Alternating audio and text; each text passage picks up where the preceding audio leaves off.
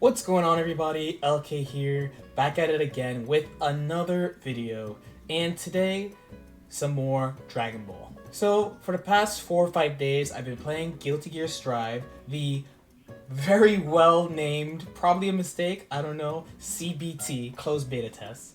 And as usual, this discussion came up. I talked about this a little bit last year because of a Maximilian video, but now that Guilty Gear Strive beta test is over, I feel like it's pretty good to readdress this thing, especially since like my own perspective on it has grown a little bit and it directly affects Dragon Ball. And that is, how do fighting game developers actually make fighting games easier versus how most people think? Of course, if you have a second and you haven't already, please hit that like or subscribe button if you feel like it. Again, it really helps the channel, it helps people see the channel, so I would very much appreciate it if you click like or subscribe. Thank you very much. With that, let's get right into it. So first, let's start with how most people think they make fighting games easier. The general way that most people think that fighting games gets easier is the execution, because it's pretty direct. It comes from things like making the special moves easier to do, making the buffer easier to do, and making combos easier. And let's look at each little piece. So first, of course, would be special moves. So in a game like Dragon Ball, for example, the only special moves that are really available are quarter circles. So you have quarter circle forward, quarter circle back. Even your supers are assigned to quarter circles. This is probably the most extreme of simplification of special moves outside of Granblue, where you literally have a special move button. Some games have easier special moves, but they still have things like DP motions. Granblue is a good example of that as well. The next would be the buffer. So the developers won't tell you this, but you can feel it. And the buffer refers to how long the game accepts input. So I don't actually know what the buffer is in Dragon Ball, but it's pretty big. Granblue has a decently large buffer as well. When I played Guilty Gear Strive, the buffer was huge compared to Xrd. Xrd offhand is a 3-frame buffer, which is pretty small. It's why the game feels crisp if you play it a lot, but if you don't play it, it might feel pretty hard to like time things for a little while. And if you go even further back to XX, the frame buffer is 0. And the last one is combos. So this is a couple things. Generally, when a game drops, most people look to auto combos. ArcSys's first attempt at making games easier, one big thing was auto combos. This started in Persona. It's when you basically press one button and the game does a combo for you. If you press the button enough, it will do a whole combo. This is to help people who are just getting into the game, or they're not really going to play the game seriously, so they're just going to mash this thing, or helping people who are playing the game the first time. You could say, oh, this is a combo you can use for right now, then later we can go learn more stuff. They have added this in Persona, like I said, and they use this in Dragon Ball, they use this in Granblue. It's a pretty decent system. Most people, before the game comes out, despite this being done multiple times, and over time playing a game, of course we've discovered more optimal combos, harder, more technical combos. Every time they announce auto combos, people get pretty upset because they're like, oh, this is just one of the many ways they're dumbing down fighting games. But generally, that thing dies down over time as the game becomes more developed. So these three things, the buffer, execution, and auto combos, they do make the game easier to pick up, per se. They're very direct as well. They're very direct. It's something that you can look at and be like, oh, everything's a quarter circle in this game as opposed to this game that has different inputs. But this misses the way that devs usually try to make games easier that they don't talk about so much. And this is what I'm going to go into right now. So the first way they make the games actually easier is they up the damage and they up the opportunities for damage. These things are together. We saw it in a really extreme way in Guilty Gear Strive, but it actually applies to Granblue and Dragon Ball as well, especially Dragon Ball. Dragon Ball, you always get combos, and the potential for damage can be quite high because you have assist extensions, the medium starters are very, very high damage, and you have sparking to add immediate damage and combo potential to your combos. Making the damage higher means that when a player hits another player, you know, it'll mean more, but it's a way to also constrict the skill levels as well. Because when a weaker player will hit a stronger player, that combo literally does more damage. The opportunity for punishment is much, much higher.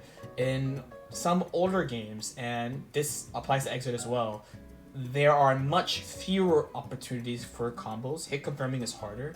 In Dragon Ball, hit confirming is easy by design. People actually don't think about this, but the fact that you always get a combo means that it's easy to hit confirm this game. That means, say, a projectile like this in a game like, say, Street Fighter, and to the extreme even Granblue, you would not get a combo. But in Dragon Ball, you not only get a combo because of Vanish, but you have the opportunity to extend with assist. You could dump meter on it. You could make this do about 50 to 60% for a full screen projectile. That's pretty extreme. We can go on to say like anti-airs, mix-ups, mashing out of certain situations. The return is all really, really high.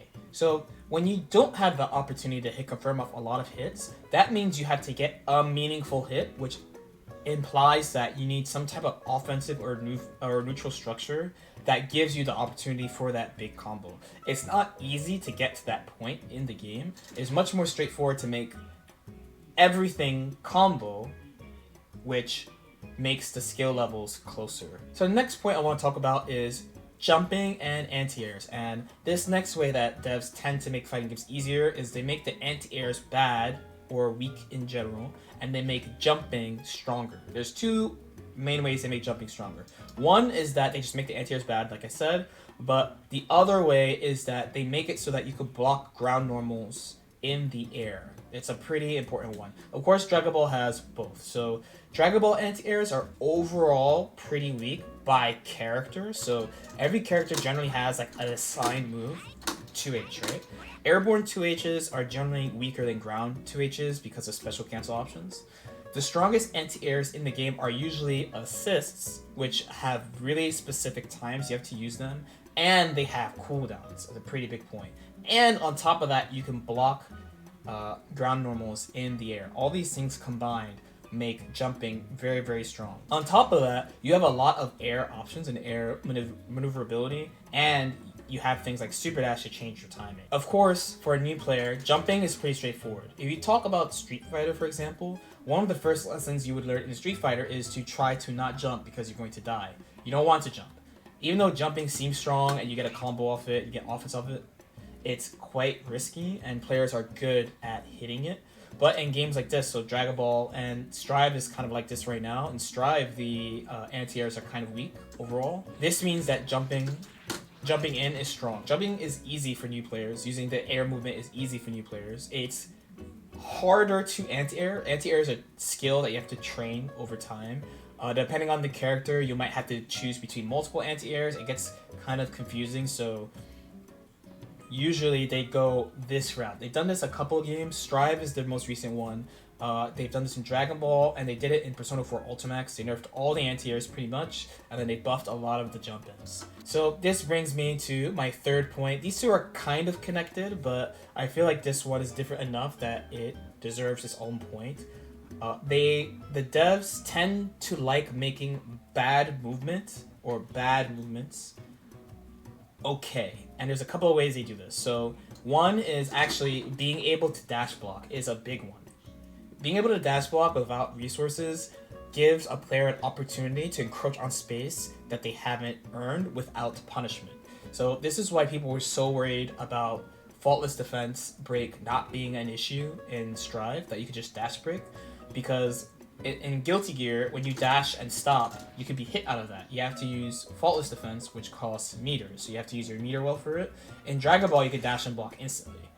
So you can move in way further than normal because of this. On top of that, you could block ground moves in the air in both this game and Guilty Gear, which means you can jump more and jump poorly and be punished less for it.